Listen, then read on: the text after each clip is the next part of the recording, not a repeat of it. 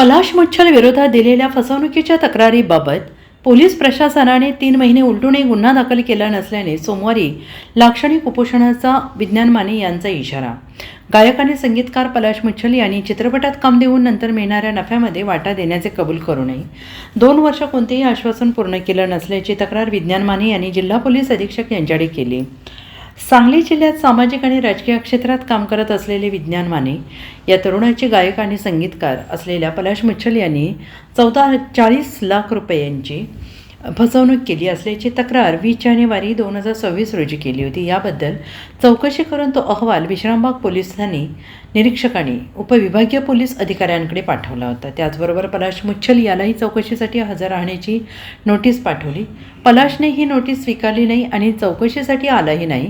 वास्तविक फसवणुकीच्या गुन्ह्यात साधारणपणे 14 दिवसांच्या आत पोलीस कारवाई पूर्ण होते, पण गायक आणि संगीतकार पलाश मुच्छल यांच्या बाबतीत आज 3 महिने होऊनही योग्य कारवाई होत नसल्याने विज्ञान माने यांनी येत्या सोमवारी जिल्हाधिकारी कार्यालयासमोर लाक्षणिक उपोषण करण्याचा इशारा आज प्रसार माध्यमांशी बोलताना दिला आहे। मी विज्ञान माने जानेवारी 20 तारखेला पलाश मुच्छल यांच्या विरोधात मी SP साहेबांना तक्रारी अर्ज दिला होता।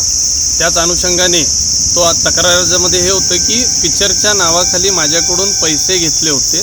6 महिन्यामध्ये ते पैसे आणि त्याच्यावरचा प्रॉफिट या दोन्ही गोष्टी मला पलाश मुच्छल देणार होता, परंतु काही कारणांमुळे त्याच्याकडून त्या गोष्टीची टाळाटाळ होत राहिली। साधारणपणे 2 वर्ष होत राहिली। त्यामुळे मी तो तक्रारी अर्ज त्याचा फसवणुकीचा दिला होता, कारण की पैसे देण्यात त्यानं सरळ नकार दिला।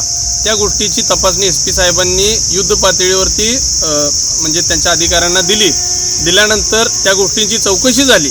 त्या चौकशीमध्ये सगळ्या गोष्टीचं तथ्य आढळल्यानंतर जे आपले PI साहेब आहेत त्यांनी त्याला नोटिसा पाठवल्या, 2 नोटिसा पाठवल्या की तुम्ही या, नाहीतर तुमच्यावरती कायदेशीर कारवाई होईल। परंतु त्या नोटिसाला कोणतेही उत्तर न देता त्या नोटिसाला गैरहजर राहून त्यांनी पोलीस प्रशासनाचा तिथं अपमान केला। त्याच पद्धतीने आमच्या वकिलांनी सुद्धा त्यांना नोटिसा पाठवली। ते हजर तिथं जागेवर असताना सुद्धा आमच्या नोटिसा त्यांनी ॲक्सेप्ट केले नाहीत। म्हणजे न्यायव्यवस्थेला कोणत्याही प्रकारे सहकार्य करायची भावना या व्यक्तीमध्ये 100% त्यावेळी झाली नव्हती। परंतु त्यांच्या वकिलांचे जे आहेत ते आम्ही जे नोटीस असतील सगळे ॲक्सेप्ट करून त्याची उत्तरं दिली। कोर्टाचे आले तरीसुद्धा आम्ही त्याची उत्तरं दिली। संविधानिक पद्धतीनं जेवढं शक्य होतं आम्ही त्या गोष्टी केल्या। आज मला सांगायचं आहे की ज्या पोलीस स्टेशनला या गोष्टी चौकशी झाल्या त्यांनी DYSP ऑफिसला अहवाल पाठवला। त्यानंतर DYSP ऑफिसने SP साहेबांकडे अहवाल पाठवला। साधारणपणे या गोष्टीला 3 महिने होत आले। मागील महिन्याला 24 तारखेला SP साहेबांकडे हा अहवाल पोचलेला आहे। परंतु मला एक सांगायचं आहे की 420 हा जो गुन्हा आहे, 14 दिवसाच्या अंतर्गत त्याची चौकशीहून गुन्हा दाखल करून ही माझा फंडामेंटल अधिकार आहे। आर्टिकल 32 नुसार त्या गोष्टी दाखल करून घ्यायला काही अडचण कधीच नव्हती। परंतु 3 महिने एक लोकप्रतिनिधित्व मी सांगली जिल्ह्यामध्ये मी ज्यावेळी रुजू आहे, गेल्या 10 वर्ष झालं मी सामाजिक कार्य असेल किंवा इलेक्शन्स असतील किंवा लोकांची कामं करतोय। एक लोकप्रतिनिधित्वाला अशा पद्धतीनं मला जर सहन करावं लागेल तर सर्वसामान्यांचे काय हाल होत असतील ह्याच्यावरून आपल्याला अंदाज येतोय। त्यामुळं जो 14 दिवसाचा कालावधी मी या गोष्टी घडायला पाहिजे होत्या ते गुन्हा दाखल केला नाही आहे। पुढची ते चौकशी तर लांबची गोष्ट। त्यामुळे मी म्हणजे पोलीस प्रशासनाचा वरती माझा अजूनही पूर्णपणे विश्वास आहे, तरीसुद्धा मला त्रास होतोय, मानसिक त्रास होतो या गोष्टीचा। त्यामुळे मी सोमवारी SP साहेबांना आणि कलेक्टर ऑफिसला मी पत्राद्वारे सूचित केलं की सोमवारी मी लाक्षणिक उपोषण करणार आहे।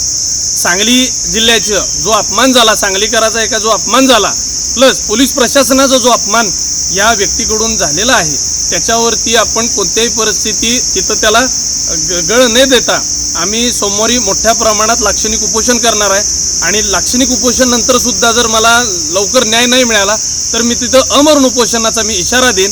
आणि तिथं मी सर्व सांगलीतले संघटना असतील, सर्व पक्ष असतील, सर्व आमचे सहकारी मित्र असतील, सगळ्यांना इन्व्हाइट करून अशा पद्धतीनं जी माझी फसवणूक झाली ही परत व्हायला नको। सर्वसामान्यांच्या जो प्रश्न असतो तो लवकरात लवकर ग्राह्य करून हे झालं पाहिजे, म्हणजे सांगली जिल्ह्यात क्राईम रेट असेल किंवा सगळ्या असतील आटोक्यात येईल ही मी पोलीस प्रशासनांना विनंती करेन।